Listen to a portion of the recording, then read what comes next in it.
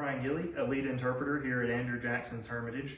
And as part of our virtual visits, we're doing a video today on the LHA, the Ladies Hermitage Association.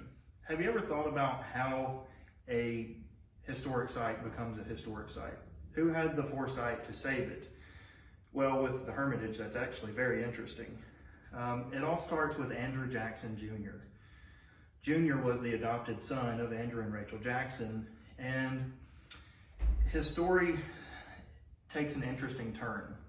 He inherited the Hermitage when Andrew Jackson died on June the 8th of 1845. And he has an unfortunate set of circumstances.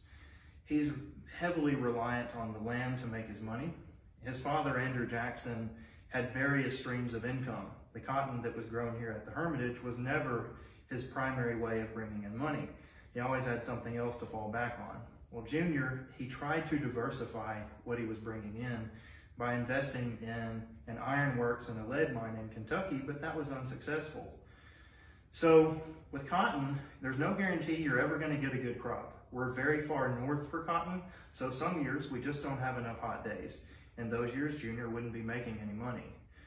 Now, in 1856, Junior sells the property to help pay off his debts and ensure that his family would survive. And he sells the property to the state of Tennessee. The state paid an agreement of $50,000, but they stayed an additional 3 years until 1859. So he wound up with $48,000. But they were only gone for 1 year. They moved to Mississippi, and that was an unsuccessful venture as well. So they were permitted to move back here to the Hermitage, and they were sort of caretakers of the state's property. And they would remain here for a long time after that. Junior dies in 1865, in April, right at the end of the Civil War. And he was out hunting nearby, and he's climbing over a fence, and he reaches over the fence to retrieve his rifle behind him, and he pulls it up and discharges the rifle through his hand and dies of tetanus a week later. So what happens to the Hermitage after Junior? His widow continued living here. She was Sarah York Jackson. She dies in 1887. And his son, Andrew III, would inherit the Hermitage, sort of. He never owned it, but he was allowed to live here. And he moved in 1893 to Cincinnati and then Knoxville after that. Now, 1889 proves to be a very important year for the Hermitage. There were a few ideas floating around for what might become of the property. Earlier ideas in 1857, Andrew Johnson suggested that maybe it would make a good executive mansion for the state governor. And that never grew any legs and never popular. Other ideas, the state offered to have the federal government turn the Hermitage into a military academy. It would be a branch of West Point. And the federal government debated that for a while, but then the Civil War breaks out, and that idea goes away and never comes back. During the Civil War, the Hermitage didn't have a whole lot of activity. You had the occasional visitor, soldiers walking by to pay their respects. And during the Reconstruction era, there were two ideas floating around that were both very popular in the state legislature. One was that the Hermitage might become a Confederate veterans home. There were several indigent Confederate veterans. They were poor farmers before the Civil War, and after the Civil War, they found themselves in dire straits. So that idea was very popular. But there were also these ladies. They were efforting having the Hermitage become a museum. This idea was brought about by Amy Rich Jackson, the wife of Andrew Jackson III. And she saw that Mount Vernon had been managed as a nonprofit museum and thought that that might be a good solution for the Hermitage as well.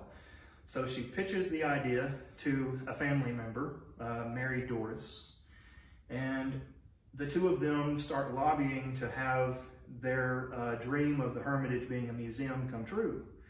but there was no guarantee that they would ever see any success. So, 1889 legislative session rolls around, and both ideas are being pushed. And a version of both ideas is what happened. So, famously, John Savage, a colonel, was quoted as having said,